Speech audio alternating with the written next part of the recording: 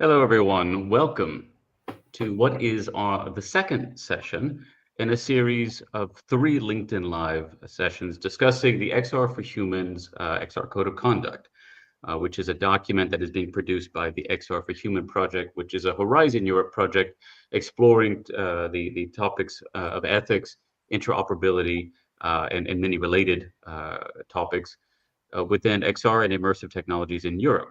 So this particular discussion follows one that kind of established what is the objective of the code and perhaps how can it be used. But this particular session is going to build on that and continue that discussion, particularly focusing on language choices, because it's really important that this code of conduct be both understandable, but that these words, which carry sometimes very layered meanings, uh, are selected so that those meanings do not become constraints or barriers or create unnecessary confusion.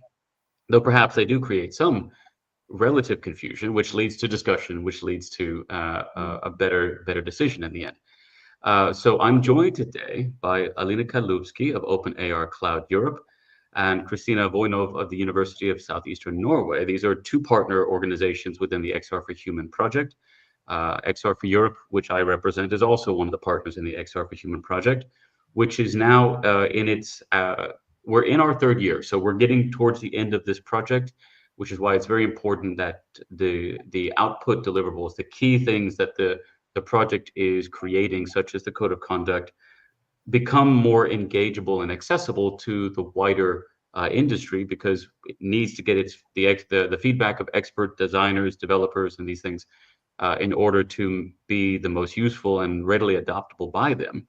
And so that's why we're doing these series. So I'd like to now turn the attention and the spotlight to our guest speakers to in more detail introduce themselves and perhaps a little bit of the background, what they bring, the perspective that they bring to not just the project, but to specifically the work of the code of conduct. So first, Alina, would you mind introducing yourself a little bit more? Sure. I'm Alina, and I'm Managing Director of OpenAir Cloud Europe and also Research Associate for an Applied Science University of the Department of Virtual Technologies of Mittweida. And we've been leading the interoperability work package amongst other work packages, and lively also supporting the ethics work package, which we are focusing here, and heavily also supporting the actions here as well, and personally involved in various associations focusing on ethics and human-centered design, and which are sort of the key components that are shaping the code of conduct. And and then we'll diving in a minute a bit more closer on what it is about and also what are the key points of the code of conduct. So I don't want to talk too much beforehand. All right, great. And Christiana? Hi, hello, yes. Excuse my groggy voice. My name is Cristiana. I'm a doctoral candidate at the University of Southeastern Norway within the IMERS research group. I'm also a guest researcher at SME, the Center for Medical Ethics at the University of Oslo, and a researcher in Oslo Met's Digitalization, Culture and Society program. So I'm an ethicist and methodologist by training. My focus is largely on ethics and philosophy of science. And yes, that's my background. Okay. Now, before we jump back in to the discussions that we, kind of kicked off last week with Lena and Shireen, I'd like to introduce again for the audience the XR for Human project and provide some clear resources. So put it in context, kind of what we're talking about. So I'm going to bring up the all-important website for the project. Every good project got a website, and XR for Human has a really nice one. So here you'll find lots of information about the project, its deliverables, and links to important things we're going to be talking about. So it's xrforhuman.eu as the website, but particularly what we're going to be talking about live together is also being discussed asynchronously inside of the forum. So if you go to the forum link here on the website, you'll see this message board, this chat board for active discussions around topics related to the project, particularly the XR Code of Conduct. So if you go inside the XR Code of Conduct, in addition to seeing some lively discussions about different elements of applicability or language, or even purpose, authoritativeness of the code, you'll see here the top category, and at the very top, in the very beginning, we provide a helpful link, which is to the document itself. This is not a final code of conduct. This is a draft. This is why we're doing these discussions, is because what we really want is as much feedback from people in the industry who have experience as possible.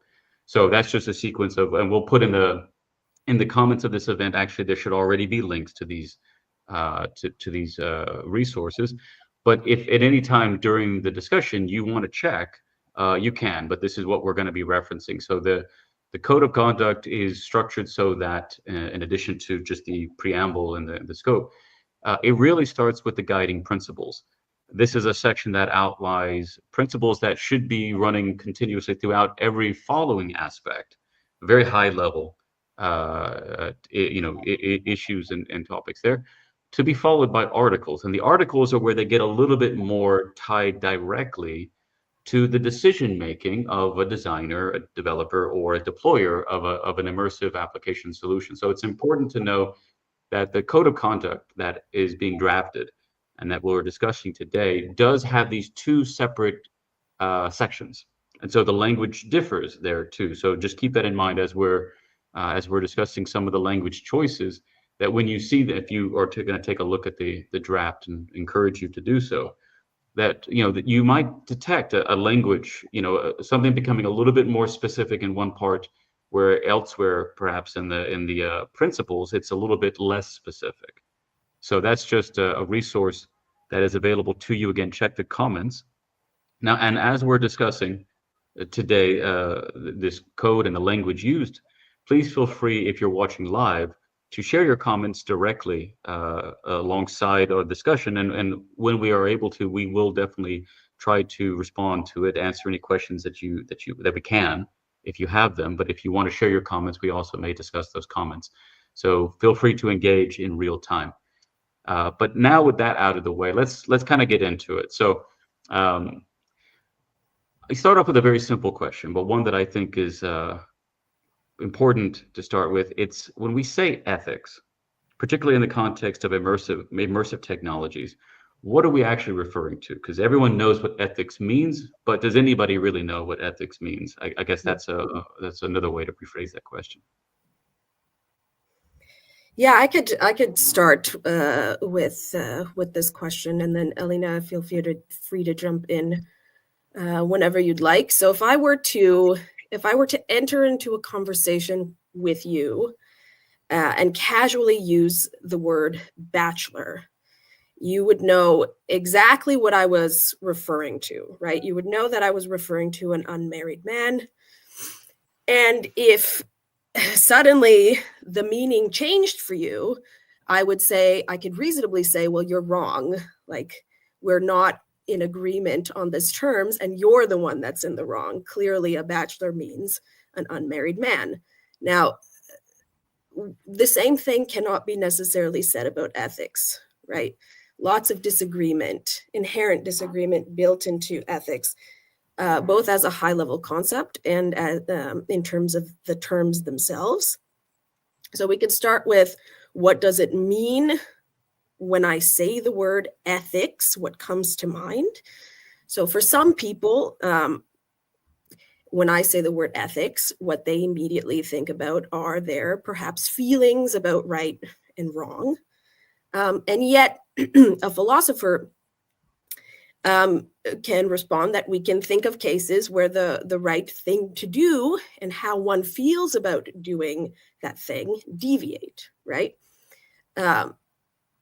So that's one point. For other people, others can say perhaps it is referring to a set of societally acceptable behaviors, right, or societally constructed behaviors.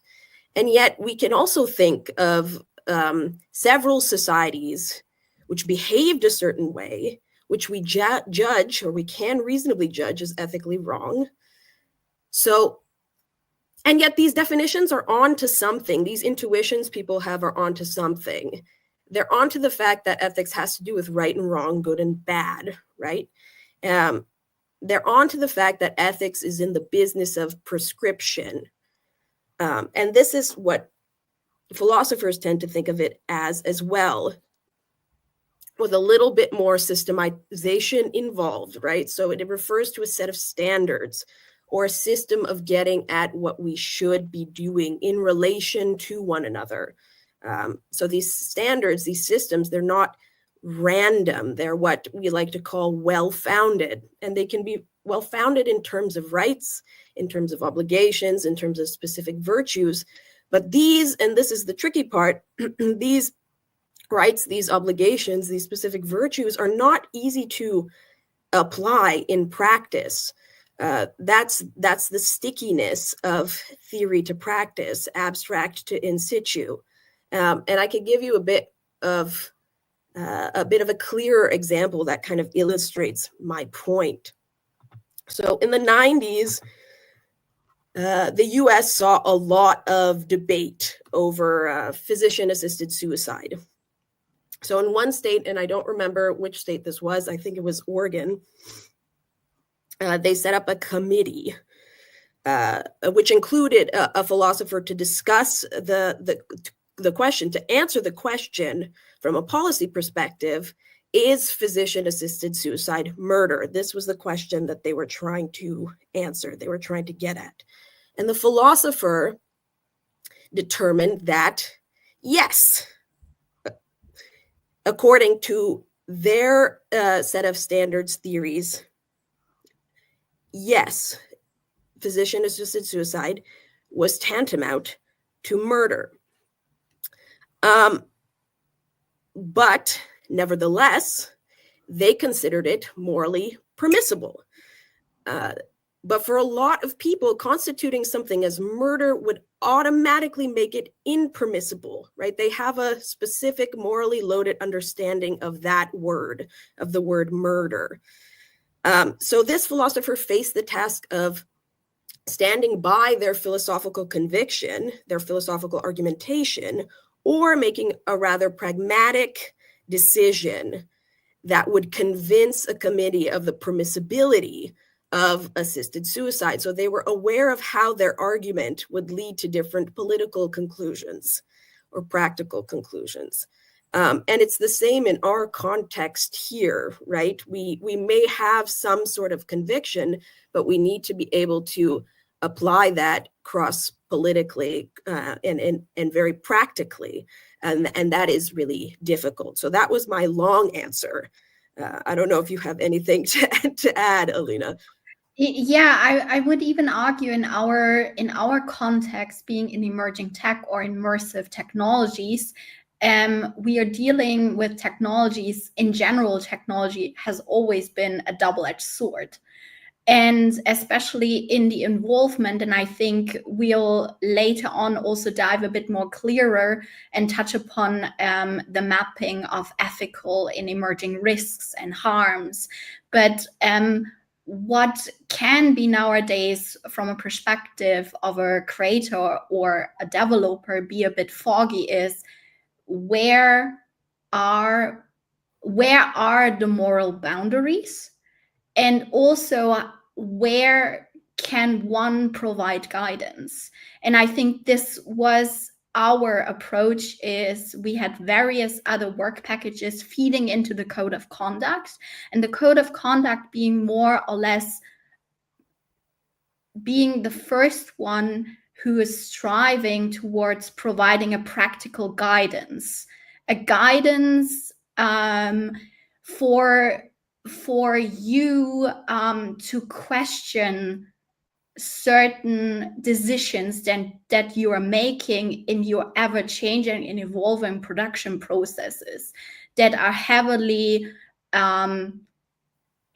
shaped by the convergence of technologies, where one can easily get lost. And there is also not one linear answer to it. where we are providing more or less providing a guidance in a way that we try to question your decision making in the production process. And that could be through various departments within content creation, from upper management to the creator itself. And these are currently faced with various dilemmas, inner outer influences. And how can we strive towards responsible technologies and also practices within a production cycle, where the processes and the choices that you make can take different forms?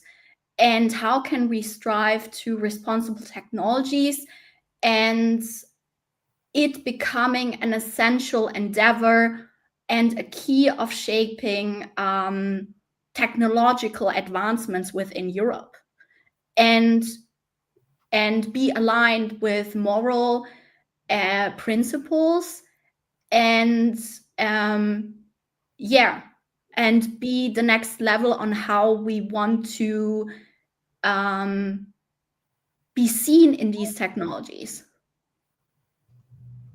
All right. Well, both of those were quite comprehensive answers, but in doing so and being so comprehensive, and particularly Christiana having such a strong and recognizable analogy or starting reference point, means that I actually have some follow-up questions to those responses rather than the prepared questions that we had. So in the forum, there was a suggestion, there was a contribution by, I believe, the respondent's name is David in the forum.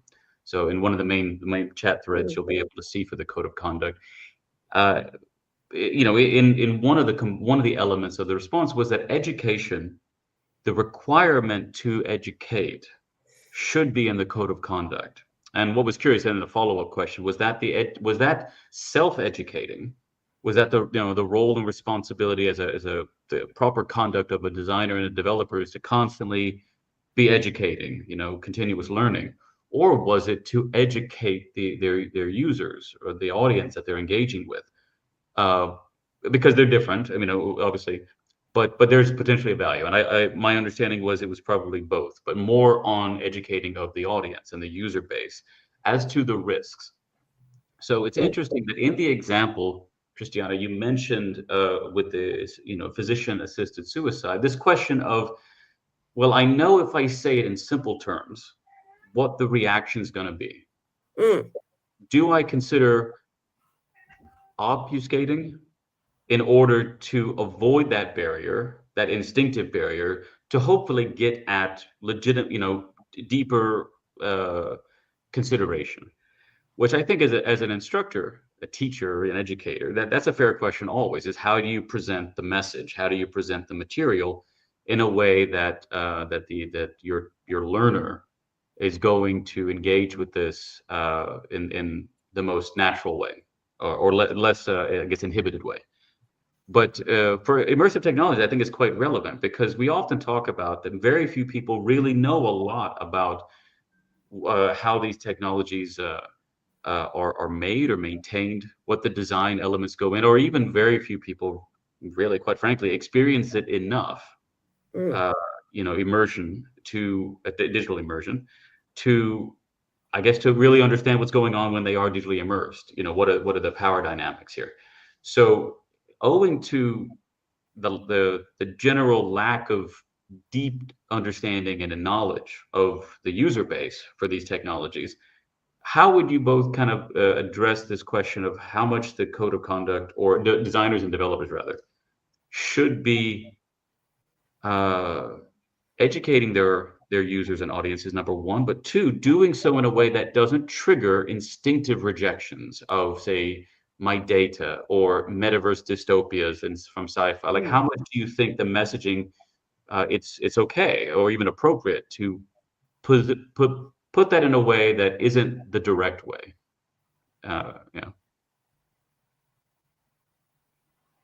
No, that's an extremely good question. Alina, do you want to take first? Yeah, I think early on that is a challenge, but also an opportunity, as we are providing a universal one, which is not particularly addressing one industry or one particular use case, where it's more like an overarching recommendation, where I would argue that the code of conduct, based on what you're currently working on, you could pick in, and it's more like building blocks, where one, based on what use case or scenario working on, one could more or less check or reference back with the code of conduct at what extent it can be addressed. And I would also argue, and that's why also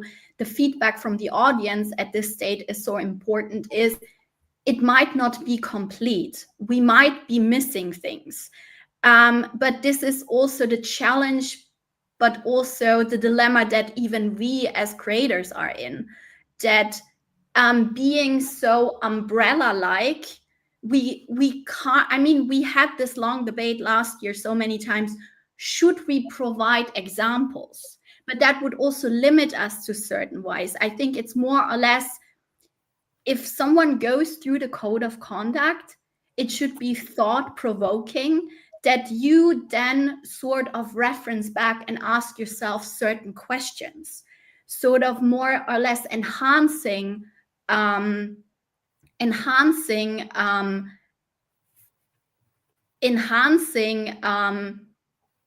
human-centered design. For instance, how can I, in a way, the recommendation could be assess your current situation that you're in, formulate your ambitions, align it with the code of conduct. How can I assess my work? Should I do an impact assessment? How can I create an environment to practice ethics? How can I engage or include in my production workflow all of the stakeholders involved in the process? How can I also hold myself accountable, reflect and share the learnings that I'm going through? How can I hold myself, that you become more responsible for the decisions, not just only design decisions, but also the decisions you're making throughout the production workflow. And I think it's more like a thought-provoking, that you become more aware of these things. So also ethics by design, or these things don't become ethics doesn't become an afterthought. It's part of the full workflow. For instance, like user experience design, right? And at the end, it encourages all the users that you're addressing. So it's more or less making you aware, the awareness of responsibility that you hold, even though you, by law, the code of conduct is not legal binding. So, but you're still held accountable. Yeah, Michael, your question points to a meta level conversation about the role of a code of conduct, right? Is it pure prescription? Is it pure abstracted prescription, or is it to inform in addition to prescribe? And within the word inform, you have these educational elements. And I think ultimately ours is a bit of both. It seems to be. There's prescription in terms of the principles, right? This is a code of conduct. And then you have the articles which actually accompany these principles that give more specific detail about what it is that one should be doing. And in terms of education as what it is, a responsibility of the developer, the designer, In the case of XR, I would argue that perhaps some educational information should be embedded in this kind of document, because it is such an emergent tech that, and it's an ever evolving tech. So it's not only emergent, but it's emerging and it's iterating.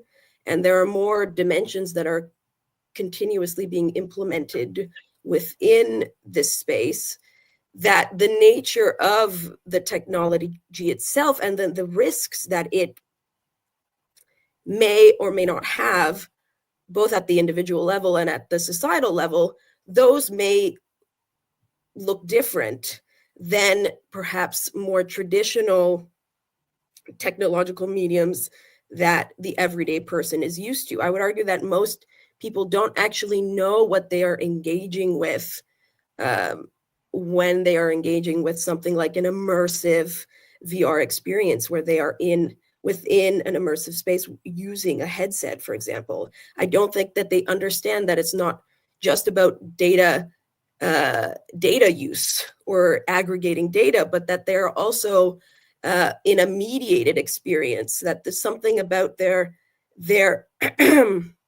the way they understand themselves and the way that they understand their very reality is changing when they use this technology. And making that clear within a code of conduct, and for developers to keep in mind, designers, deployers to keep in mind, I think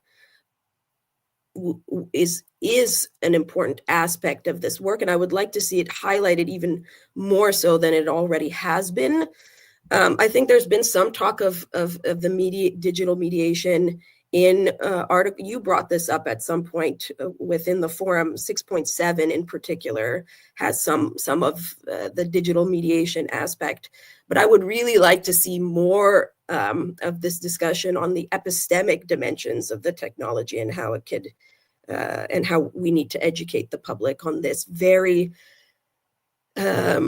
unique risk that XR technology has.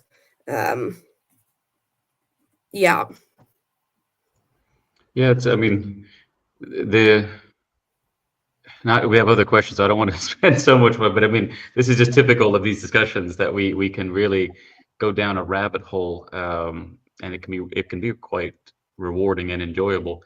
The burden to educate, I often think, does it apply to things that, I mean, it clearly doesn't apply to other things in our life that we take for granted. A pencil, for example. How many people know how a pencil is made, where the materials are resourced, and by whom, and what the impact on, all things that are legitimately ethical components. In theory, one might say, I should know how my pencil is made and who it affects, because that should inform whether how I choose to use this or not. But we don't necessarily assume, right, that this is an unethically created pencil because the pencil manufacturer or the salesperson, the stakeholders did not inform me of the product. So, but it is interesting, I use that as an example, not to say that it's not apples to apples, but it's the same thing. There are things where we expect a burden to educate. And I would say, in the context of XR, the focus on risks and dangers and threats, and sometimes even in the language, speaking of the language, there definitely has been discussion, how much do we want to say, not we necessarily, but those who want to say, the dangers of XR, the risks, having a risk centrality of the discussion on the risks or harms. Actually, I think harms is actually a term that was, we really discussed, whether not for this necessarily, but in other discussions, if harm was the right word to use because of what it conveys. And so it's all to say that certain things we approach, and emerging technology tends to be one which there's a natural way to approach it, with the focus on harm because of the newness, rather than something that isn't new, but it still could be harmful or risky, but because it's not novel, or we no longer see it as novel. Again, it could be an entirely new way to make a pencil that's much more dangerous and risky, but we just don't even care because we only focus on the end result.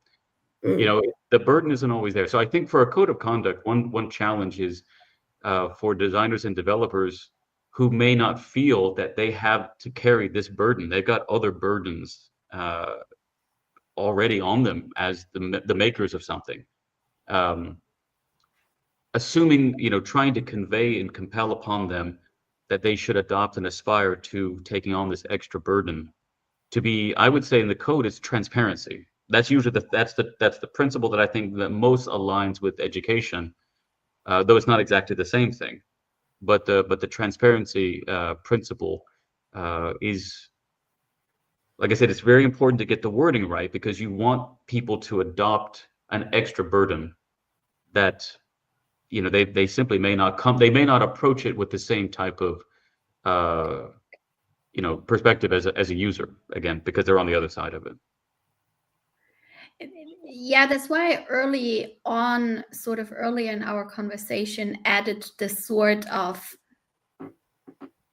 endeavor that you have by adding the responsibility factor. You also, it becomes key in shaping technical advancements, because you also are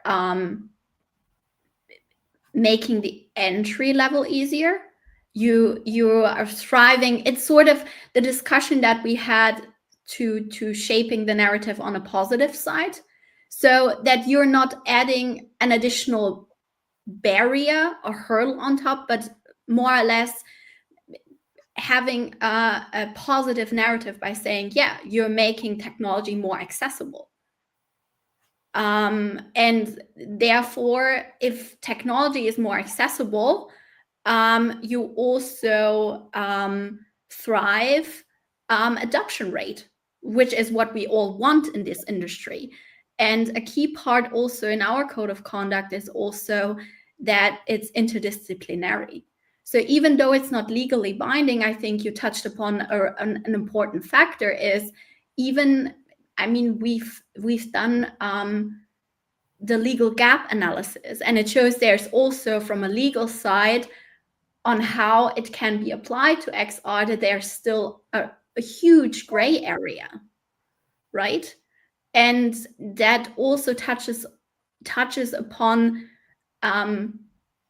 the educational aspect as well. Is a lot of developers or creators aren't aware of these things, that there is a huge legal gray area, and that also is part of this multidisciplinary part of the code of conduct as well.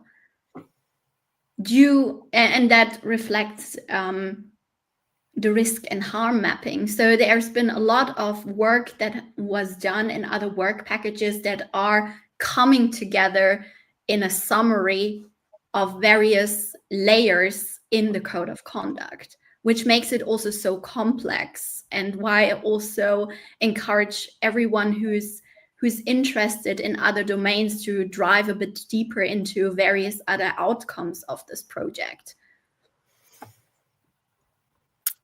Yeah, I think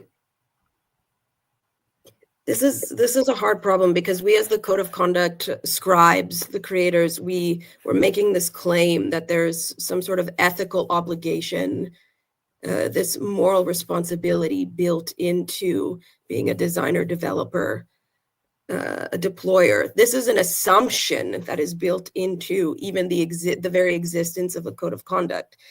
And I think most developers, designers, deployers, most technologists, to some extent, agree with this, right? That they do have a responsibility in how they build that technology. What that looks like in practice for them might be very different. But I think that there are many who are interested in ethical decision-making and perhaps some guidance or reference points for incorporating into their own practice. And they have some common sense agreement or intuition between them, at least in the European context, about what a lot of these principles may mean. And therefore, they're able to integrate that more, keep that in mind when they actually make their decisions.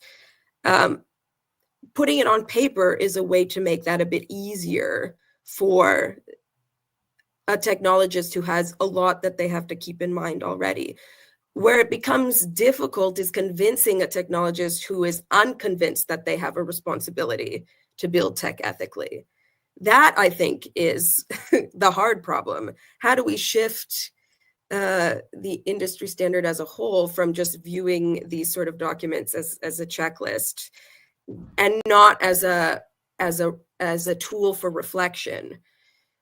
So that the checklist to reflective tool, that is the difficulty, which is why I think getting technologists involved actively in the language making is really important. Maybe to follow up on that, and conscious of time, what was the process by which each of you and the others, the process of drafting the code of conduct that attempted to make sure that it was applicable, or that the language resonated across different sectors, right? Because this is going to, by intent, of course, it's going to have an industry focus, but industry is a big term. There's the creative industry, there's the entertainment industry, as well as manufacturing, as well as also academia and research is going to also, in theory, be a target for this code. So what were some of the, either yourselves or you can recall from the discussions, like what were the methods to try to make sure that these terms used resonated, we're not too particular to a particular domain and audience? Yeah, I want to say first that there's no guarantee that it'll resonate across sectors. I want to make that clear. But what the authors tried to do was apply a rather pragmatic approach to structuring this code of conduct. They took principlism really as the basis of their code of conduct design. And these principles relate to behavior, decision-making responsibilities when it comes to the design, deployment, and governance of XR technologies. And principlism, at least within, again, the European context, but also the North American context, is pretty common in the management of ethical problems, ethical decision-making, etc. So there's already a familiarity with this sort of mid-level assignment of certain principles and the principles themselves. If you look to other codes of conduct, you see often the same kind of principles brought up again. There's also an influence on the code of conduct of what's called human-centered design or human development approaches, and this is what Alina has already brought up. And these are design approaches that are based on an explicit understanding of the user themselves, their tasks and their environments, and an involvement of the user throughout the design and development of any tech. And the process is critically iterative. It addresses the user experience, and it includes multidisciplinary perspectives. And I'm drawing from the ISO's definition here. So this is internationally recognized way of understanding human development or human-centered design. So again, there's familiarity here already. So some like to say there's universal, quote unquote, resonance, but enough flexibility to these terms that people can kind of get a minimal understanding or a threshold understanding of what these terms are referring to, right? So transparency was one that you brought up. We kind of understand, most of us at least have a good understanding of what it means to be transparent when it comes to building a technology. Obviously there's nuance. I'm kind of making a blanket statement here, but a general understanding is there. Where it becomes difficult is the specific applications of these terms. And we can go into that later, but yes, we're aiming for this balance between universality. I don't like to use that term, but some sense of morality, some sense of common morality, because Europe is a heterogeneous place. There is some arguably sense of a mutual understanding between persons when it comes to this terminology, and flexibility in how these terms can be applied. And I think there's more specificity in the articles themselves again. Mm-hmm. And Alina, just could I maybe ask, looking at the guiding principles, and again, reminding our audience that the guiding principles, the principles are the first part, followed by the articles that Christiana just alluded to. But Alina, because I know you very oriented towards human-centered design, it's the first principle here. Do you think that the ordering of the principles, again, is a significant kind of decision point? Because does it matter is there an intuitive feeling of priority, or is it just a little bit, again, about marketing, making sure that people see what they expect to see or need to see at first? It's quite interesting because when we wrote the proposal back in 2021, us taking the ISO standard and applying it to XR was still quite novel. I mean, also human-centered design within the time spent from 2021 when we wrote the proposal to now has by itself become a buzzword in a sense. But I would even argue that one needs to focus or shape the humane factor here, where it's about the human at core. So, and I think throughout the whole project, if one dives a bit deeper into our project itself, it's the red thread of the project itself, the human factor. Even if you look at other topics like policy governance, ethics,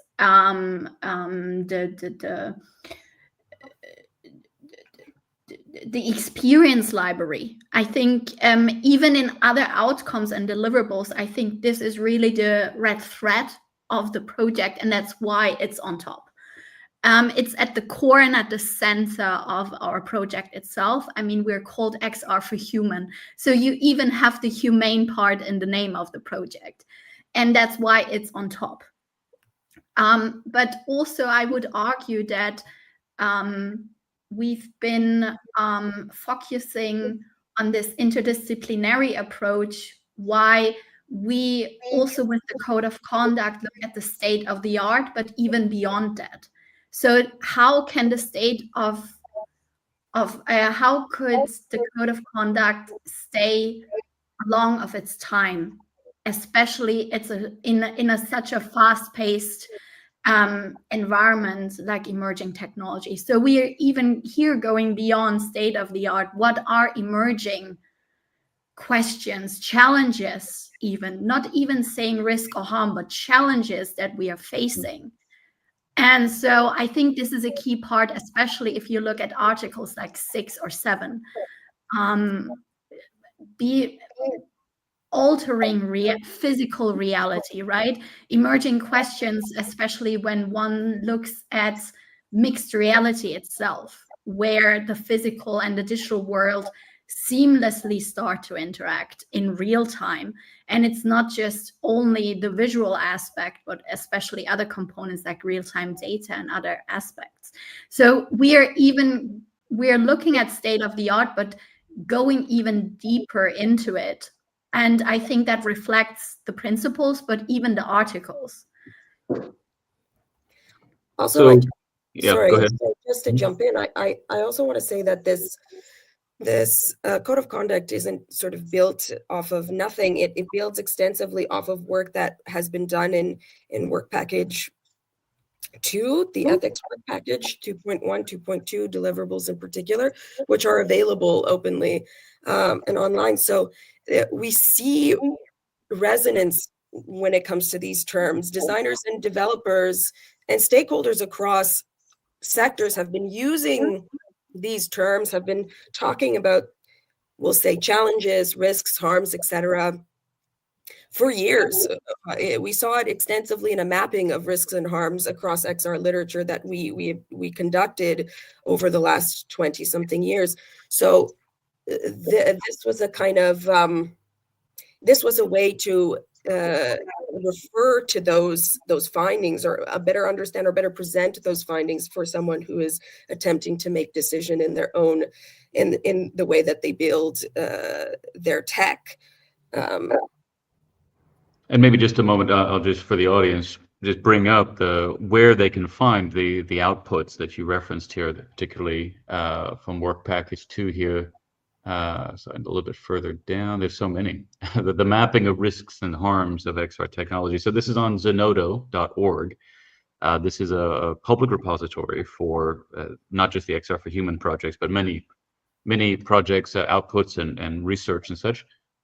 So if you go to zenodo.org, you can do a search for XR4HUMAN, and it's going to bring up many of these things here, particularly things like the regulatory, which one was that? Regulatory analysis document that, Alina, you referenced just a moment ago.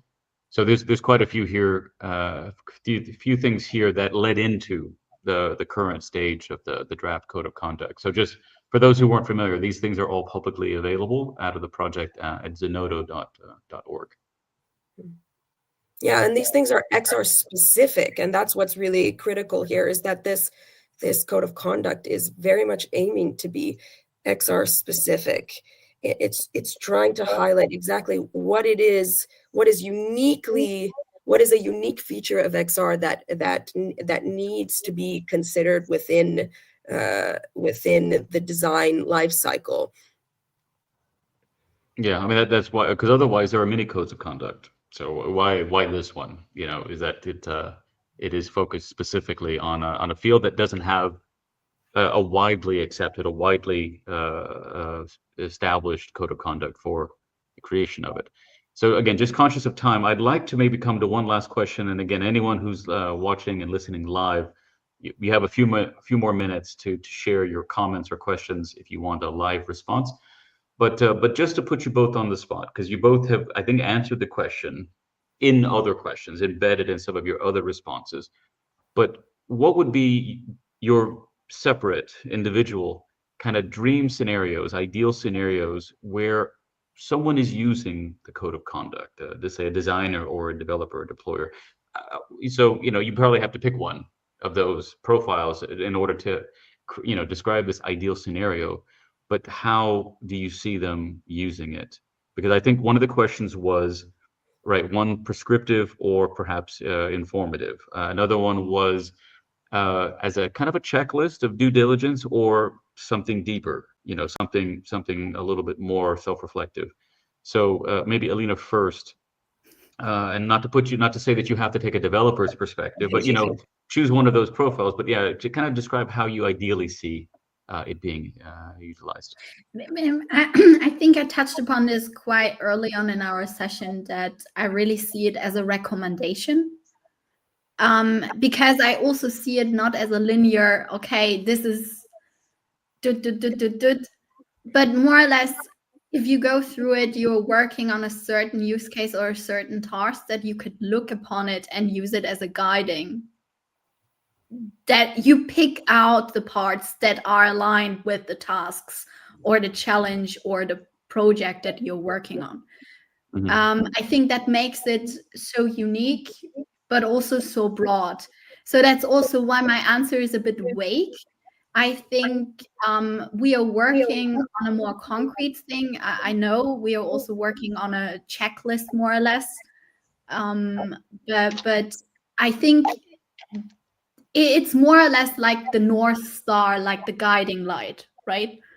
So it's like a compass in a way, right? But let's say, let me add a second level. When is it? When someone kind of has a question, or is this done even before the project, like production is started, yes, or even before design is started? I would even argue that when you're in the concepting phase, in the ideation phase, that you use it. Okay, Cristiana, what would be your ideal?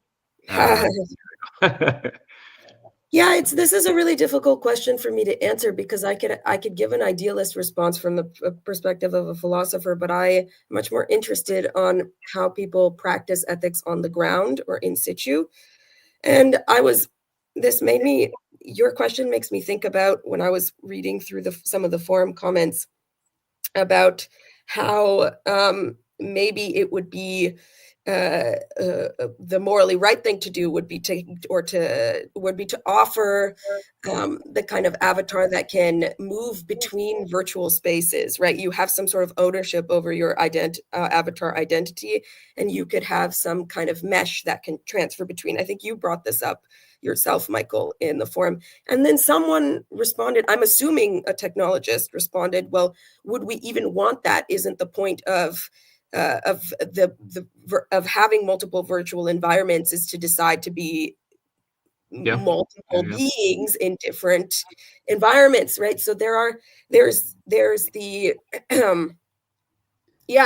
I have to be able to have a very nuanced understanding of the technology itself from the perspective of the developer, deployer, the designer. And because of the position that I'm in, i.e. not a developer, not a designer, not a deployer, I don't have that nuanced understanding. Maybe I have more of an advanced understanding than the average person, but without knowing very specific challenges those people may face, I can only give more generalized, more abstract, or perhaps mid-level in the case of principalism, mid-level options for those persons. And so, and this is the struggle I have with codes of conduct more generally is how useful in practice can they be if someone is not engaging with them meaningfully? i.e. if someone just sees it as another piece of paper that they need to sign off on and doesn't actually reflect upon what each of those terms may mean.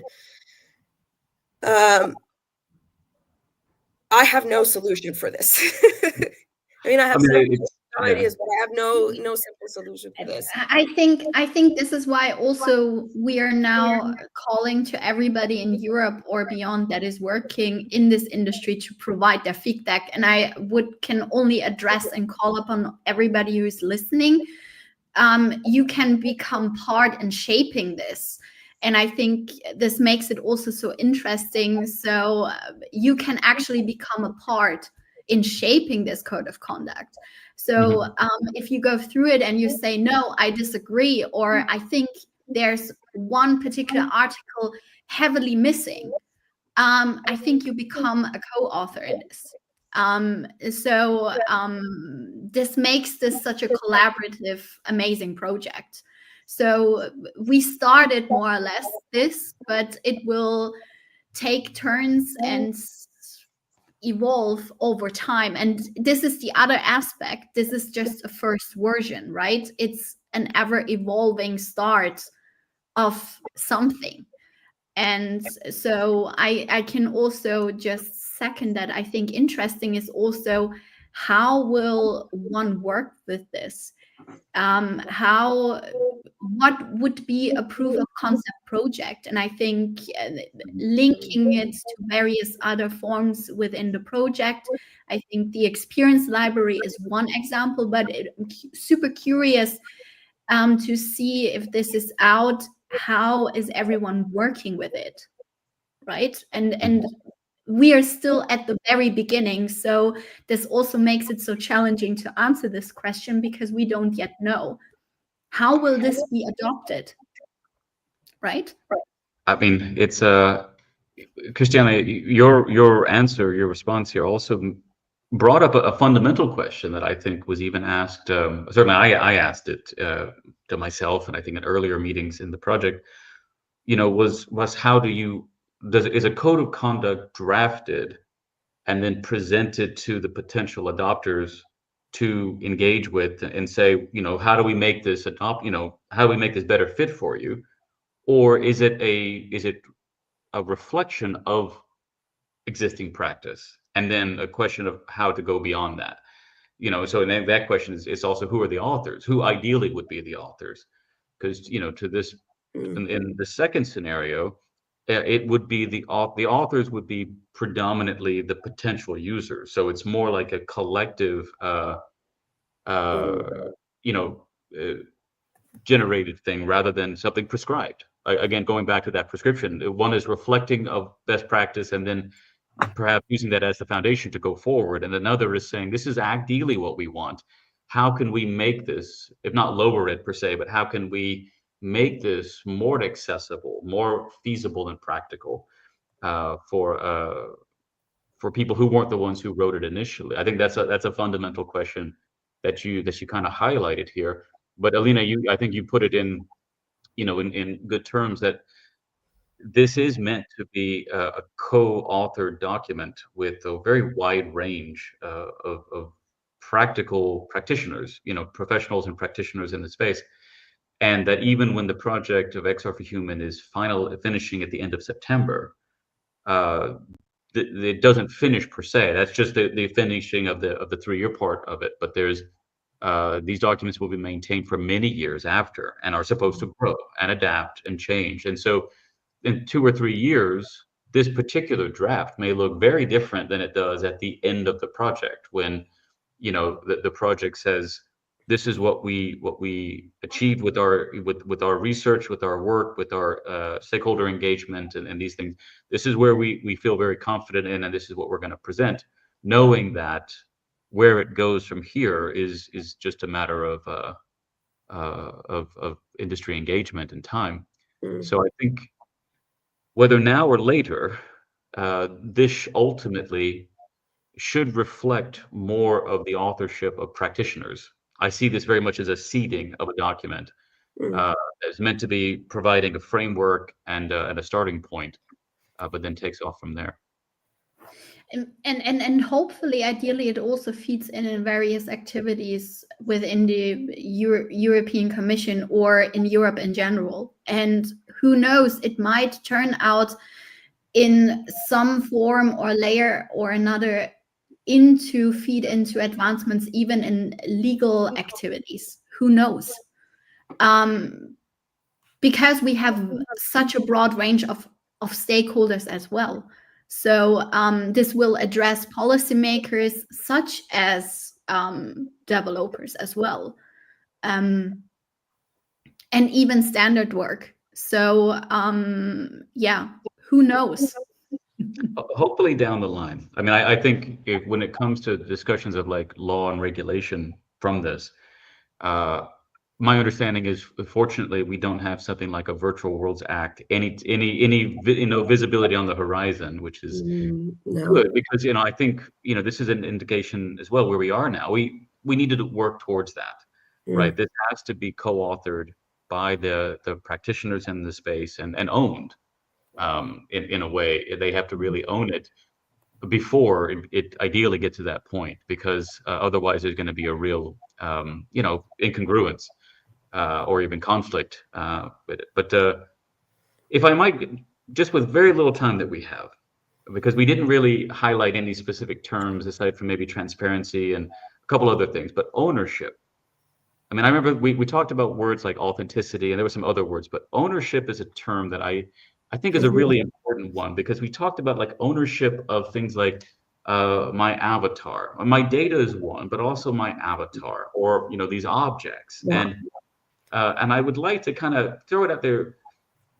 What are some of the challenges that come even with the term as simple? Because we've all established, I didn't ask the question because I think we established it. The language of ethics, super simple. Everyone understands it and there's no problem. But specifically in this one example of ownership, what are some of the issues that make this a challenging term to use here? Because it does find its way in the Code of Conduct, but it wasn't without quite a lot of discussion. So even a term like that, I mean, you have some thoughts or memories about how this was challenging.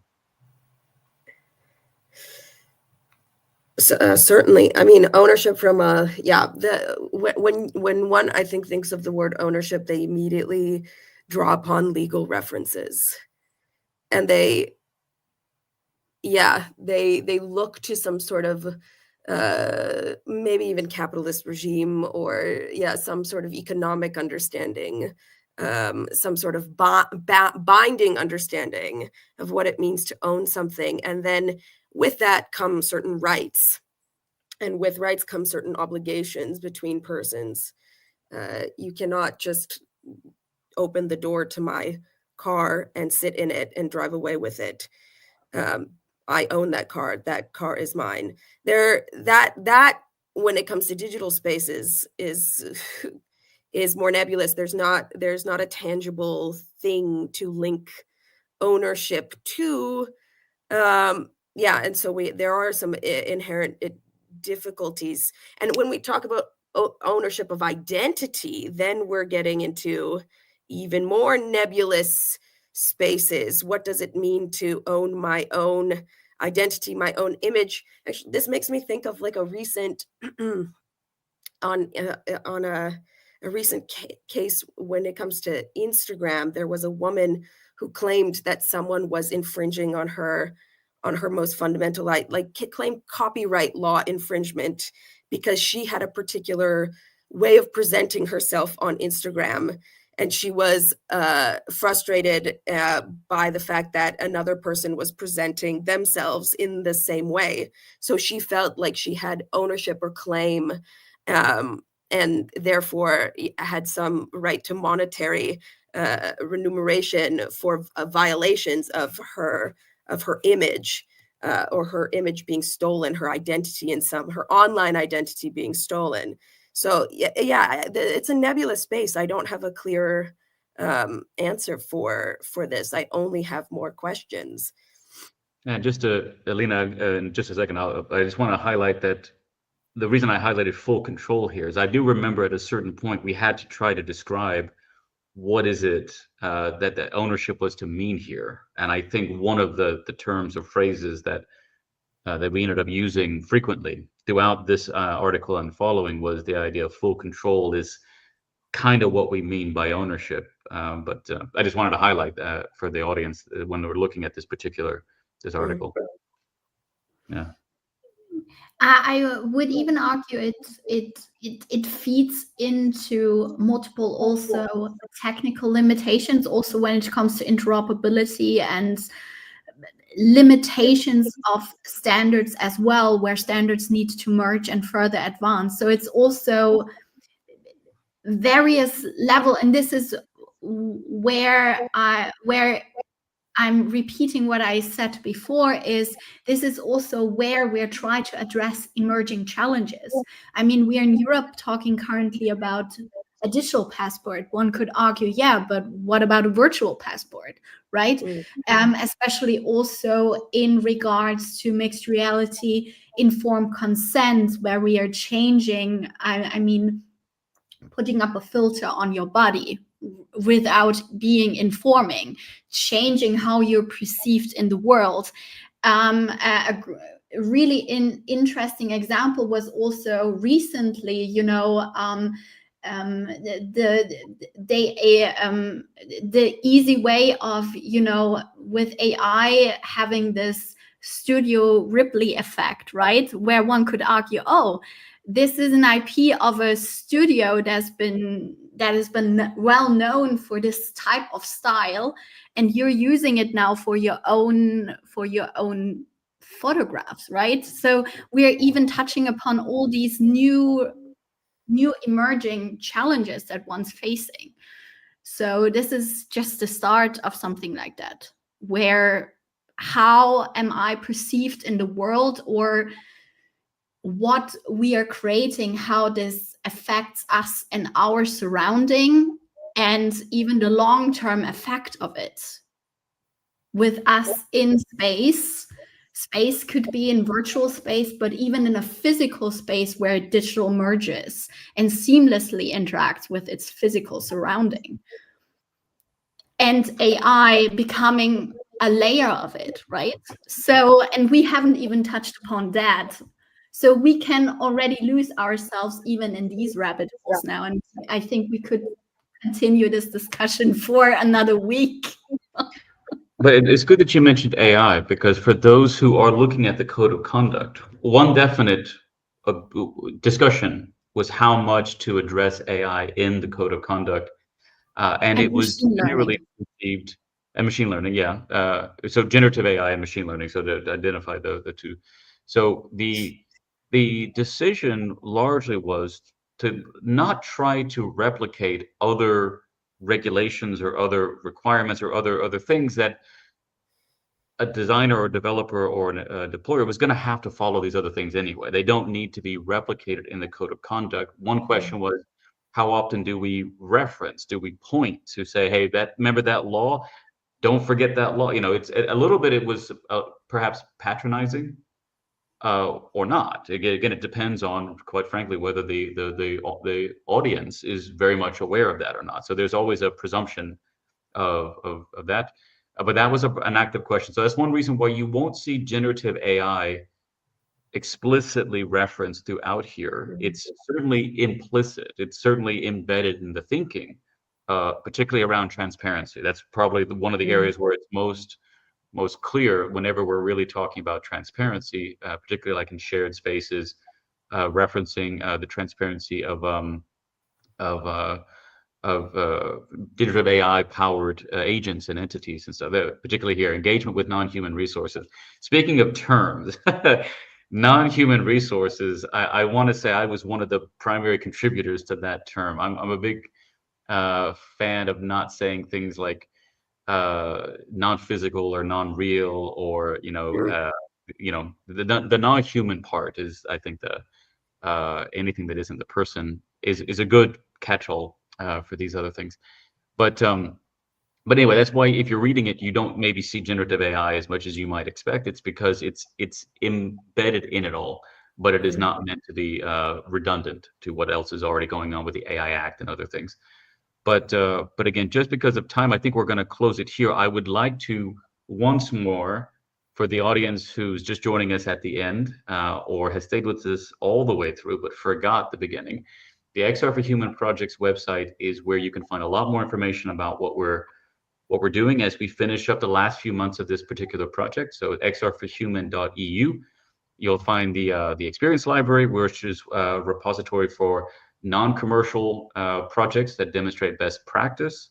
And this is meant to be growing and as a free repository to submit your non-commercial projects or your free demos of commercial projects, or the free version of a formerly commercial project that is no longer, actively seeking commercialization at this point.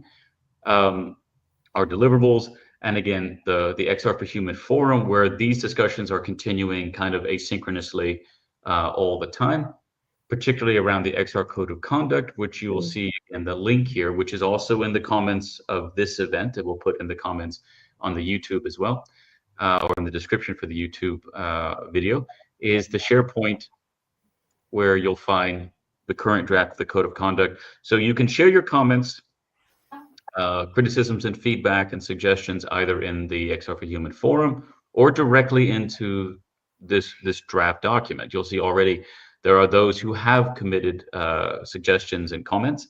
These are being collected by the authors frequently and are going to be fed back in. So there's many ways to engage with the XR4HUMAN project and specifically the Code of Conduct at this point. So just kind of finishing up with that, I would really like to thank Alina and Cristiana for staying with us for an hour discussing these topics in such depth. And thank everyone who joined us. So maybe last words, Alina and Cristiana, and then we'll just sign off. Yeah. Thanks for listening. I can't believe it's been an hour. Wow. Yeah, I have the same here. Thank you very much for engaging in discussion. Excellent. All right. Well, then enjoy the rest of your afternoon, everyone who's watching live, and enjoy the rest of your day if you're watching it later, since we don't know when in the day that's going to be. So enjoy and look forward to our next session next Tuesday, which is the third and final session. Alina, you'll be joining us again, actually, with that one, along with Lene, to discuss further the Code of Conduct as we, again, try to make as many people familiar with it and engage and collect as much feedback from the professionals in the industry on it. So thank you very much again, everyone. Thank you, you, Michael. Thank you, Alina. Highly appreciated.